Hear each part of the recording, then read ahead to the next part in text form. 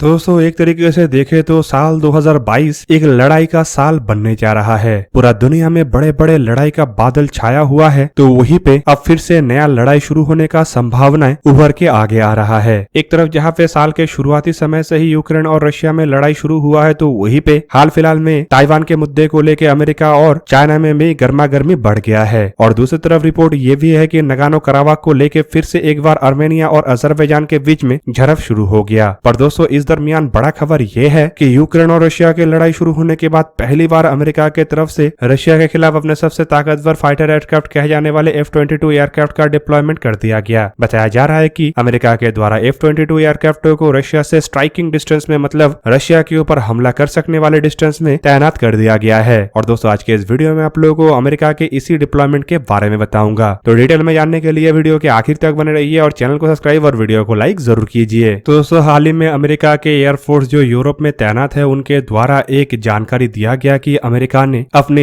F-22 एयरक्राफ्टों के जो 98 flight squadron है उसे 32 टैक्टिकल एयरवेस मतलब पोलैंड में डिप्लॉय कर दिया है। दोस्तों ये जो लेटेस्ट डिप्लॉयमेंट है इसे अमेरिका के तरफ से ऐसे डिप्लॉयमेंट के रूप में देखा जा रहा है जो बेसिकली नेटो के 5th जनरेशन के फाइटर एयरक्राफ्टों की ताकत को मजबूत करेगा। और दोस्तों ये डिप्लॉयमेंट अमेरिका के तरफ से रशिया और यूक्रेन की लड़ाई शुरू होने के बाद किए जाने वाले सबसे बड़े डिप्लॉयमेंट के रूप में भी देखा जा रहा है। दोस्तों रिपोर्ट में ये भी बताया जा रहा है कि सेंट्रल पोलैंड में स्थित इस एयरबेस में 12 में से 6 रैप्टर एयरक्राफ्ट ऑलरेडी पहुंच चुका है और इन एयरक्राफ्टों का असल मकसद है वेस्टर्न यूरोप में नेटो के बॉर्डर को प्रोटेक्ट करना और रशिया के संभावित एग्रेशन से यूरोप को बचाना। हालांकि दोस्तों कुछ दिन पहले ये भी खबर आया था कि यूके के लैंकेनहीथ एयरबेस से अमेरिका के ये F-22 रैप्टर एयरक्राफ्टों ने पोलैंड के लिए उड़ान भरा था और शायद ये वही पहले बैच के 6 एयरक्राफ्टों का ही उड़ान था। दोस्तों रिपोर्ट में बताया जा रहा है कि अमेरिकी एयरफोर्स के जो 158 फाइटर विंग है जो कि पैरामाउंट एयर नेशनल गार्ड का हिस्सा है और इसमें F-35 लाइटनिंग 2 एयरक्राफ्ट है जो अब तक नेटो के एयर पॉलिसिंग मिशनों को अंजाम दे रहा था, उसे ही अब F-22 रैप्टर एयरक्राफ्टों के द्वारा रिप्लेस किया जाएगा। और ये जो 98 फाइटर स्क्वाड्रन का बात कहा जा रहा है ये अब तक अलास्का में ही तैनात था। तो बेसिकली पैरामाउंट में स्थित ये जो 158 फाइटर विंग है इसका डिप्लॉयमेंट एक 3 महीने के रोटेशनल डिप्लॉयमेंट के तहत किया गया था, जिसका शुरुआत 2 मई से हुआ और खत्म 3 अगस्त के दिन हुआ। इन एयरक्राफ्टों को अब तक जर्मनी के बेस स्पेंगडेहलेम में तैनात किया गया था। हालांकि दोस्तों बताया जा रहा है कि 3 महीने के इस रोटेशनल डिप्लॉयमेंट के खत्म होने के बाद किसी भी तरीके से नेटो के एयर पॉलिशिंग मिशन में कोई खामियां ना है, जिस वजह से ही अमेरिका के द्वारा अब F-22 एयरक्राफ्टों के डिप्लॉयमेंट किया गया है। दोस्तों यहाँ पे आपके जानकारी के लिए बता दूं कि पोलैंड में तैनात किए जाने वाले इन एयरक्राफ्टों के पास अब खाली वेस्टर्न यूरोप के बॉर्डर के ही प्रोटेक्टिंग का जिम्मेदारी नहीं होगा, बल्कि इसके अलावा ब्लैक सी के अंदर रशियन नेवी के जो एक्टिविटीज है, खास करके ब्लैक सी के अंदर रशिया जो मिशनों को अंजाम दे रहा है उसके ऊपर नजर रखने के साथ साथ अगर उस दिशा से कोई हरकत होता है तो उसे भी काउंटर करने का जिम्मा इन्हीं एयरक्राफ्टों के पास होगा। दोस्तों पोलैंड को अगर देखा जाए तो पोलैंड का जो बॉर्डर है वो बेलारूस और यूक्रेन के साथ मिलता है। हालांकि पोलैंड 1999 से ही नेटो का एक एक्टिव मेंबर है। इसके अलावा पोलैंड का बॉर्डर एक तरफ जहाँ पे दक्षिण में स्लोवाकिया चेक रिपब्लिक के साथ मिलता है तो वहीं पे पश्चिम में जर्मनी के साथ भी मिलता है और उत्तरी क्षेत्र में जहाँ पे पोलैंड का बाल्टिक सी है तो वहीं पे दूसरी तरफ उत्तरी क्षेत्र में रशिया के कैलिनिनग्राड ओब्लास्ट के साथ भी पोलैंड का डायरेक्ट बॉर्डर है। मतलब एक तरीके से अगर देखा जाए तो नेटो का पोलैंड ही एकमात्र ऐसा देश है जिसका डायरेक्ट बॉर्डर रशिया के किसी एक क्षेत्र के साथ मिलता है। हालांकि दोस्तों सेंट्रल पोलैंड में अगर अमेरिका के द्वारा F-22 एयरक्राफ्टों का डिप्लॉयमेंट किया गया है तो ये एयरक्राफ्ट डायरेक्टली रशियन मेनलैंड तक तो पहुंच नहीं सकता है और ना ही मॉस्को तक जाके स्ट्राइक को अंजाम दे सकता है, लेकिन इन एयरक्राफ्टों का इस्तेमाल यूक्रेन के अंदर छेड़े हुए लड़ाई के दरमियान किया जा सकता है। ऊपर से अगर देखे तो कैलिनिनग्राड ओब्लास्ट के साथ जो बॉर्डर लगा हुआ है यहाँ पे भी अगर रशिया की तरफ से कोई एक्टिविटी किया जाता है तो उसके ऊपर इन एयरक्राफ्टों के द्वारा नजर रखना काफी आसान होगा। दोस्तों अमेरिका के F-35 और F-22 एयरक्राफ्टों को रशिया के द्वारा सबसे बड़ा चैलेंज के रूप में देखा जाता है और इसके भी पीछे कई सारे कारण हैं, खास करके इन एयरक्राफ्टों के सोफिस्टिकेटेड होना और इन एयरक्राफ्टों के जो स्टेल्थ टेक्नोलॉजी का होना वही रशिया का चिंता का विषय है। रशिया फिलहाल अगर अमेरिका के किसी एक एयरक्राफ्ट को सबसे अधिक खौफ खा रहा है तो वो यही स्टेल्थ एयरक्राफ्ट है।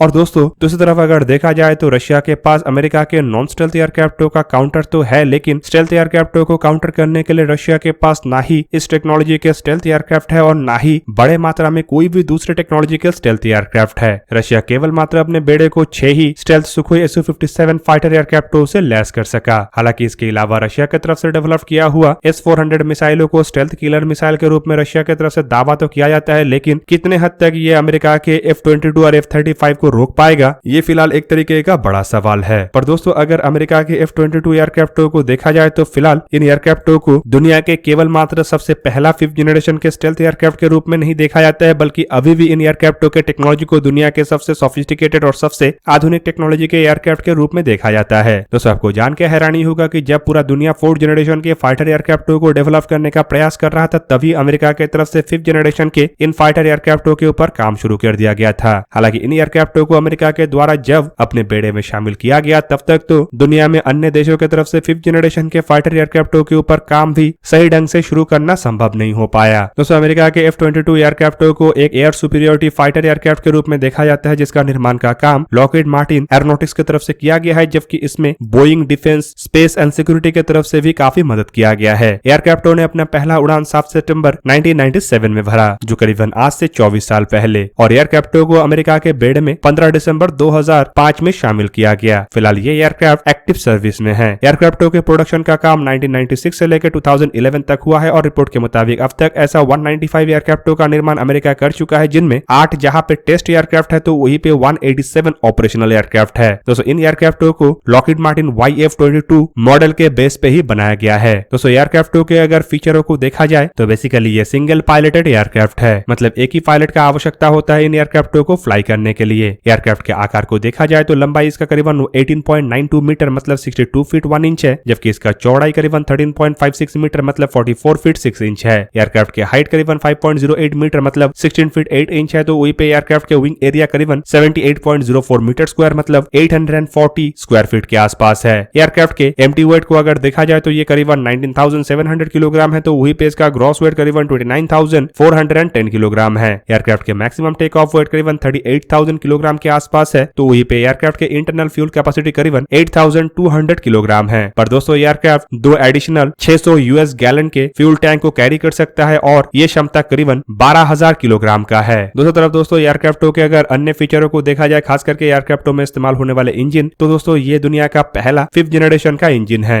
F-22 एयरक्राफ्टों में 2 pretty Whitney F119 PW100 series के एगोमेंटेड टर्बोफैन इंजन का इस्तेमाल हुआ है, जिनमें से हर एक इंजन का ड्राई थ्रस्ट करीबन 116 किलोन्यूटन और मैक्सिमम आफ्टर बर्निंग थ्रस्ट करीबन 156 किलोन्यूटन के आसपास है। दोस्तों, इन 2 इंजनों के सहारे ये जो एयरक्राफ्ट है, ये अधिकतम हाई ऑल्टीट्यूड में माक 2.25 की रफ्तार से उड़ान भर सकता है, जो करीबन 2414 किलोमीटर पर आवर है। हालांकि सी लेवल में यही रफ्तार माक 1.21 के आसपास होता है, जो करीबन 1482 किलोमीटर पर आवर है। एयरक्राफ्ट के पास सुपर क्रूजर कैपेबिलिटी भी है, मतलब बिना आफ्टर बर्निंग के सहारे भी ये एयरक्राफ्ट लगातार सुपरसोनिक रफ्तार में उड़ान भर सकता है, और रिपोर्ट के मुताबिक इसके सुपर क्रूजर रफ्तार करीबन माक 1.82 के आसपास है। दोस्तों, रिपोर्ट के मुताबिक ये जो एयरक्राफ्ट है, इसका अधिकतम रेंज 1600 नॉटिकल माइल मतलब 3000 किलोमीटर है, वो भी 2 एक्सटर्नल ड्रॉप टैंक के सहारे। पर एयरक्राफ्ट के जो कॉम्बैट रेंज है, वो सुपर क्रूजर के साथ करीब 850 किलोमीटर के आसपास है। वहीं पे इसके अलावा अगर एयरक्राफ्ट के अन्य फीचरों को देखा जाए तो बताया जाता है कि एयरक्राफ्ट लगातार 3220 किलोमीटर तक उड़ान भरने में समर्थ है, और इसके जो सर्विस सीलिंग है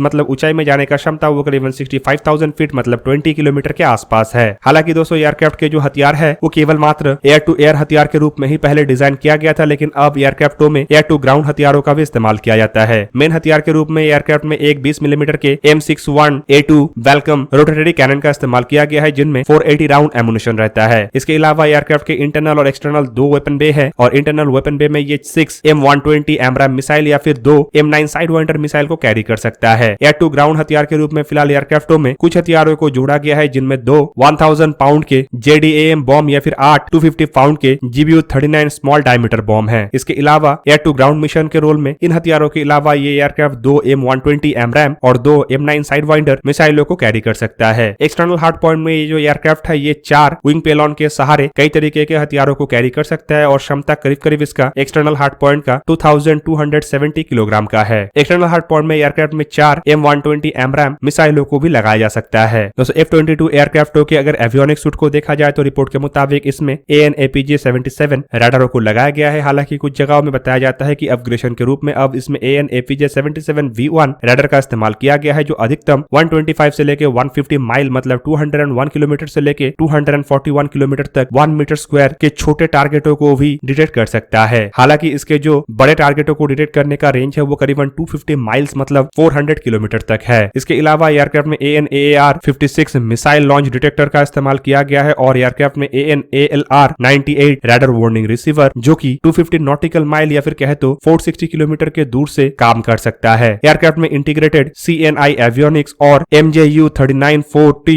फ्लेयर और प्रोटेक्शन सिस्टमों को इस्तेमाल किया गया है जो IR मतलब इंफ्रारेड मिसाइलों के खिलाफ काम करता है। तो दोस्तों ये था आज का वीडियो। अगर आपको वीडियो अच्छा लगा तो लाइक कीजिए और मेरे चैनल को सब्सक्राइब कीजिए और साथ में बना हुआ बेल आइकन को ही प्रेस कर दीजिए ताकि आप मेरा वीडियो देख पाए सबसे पहले। जय हिंद।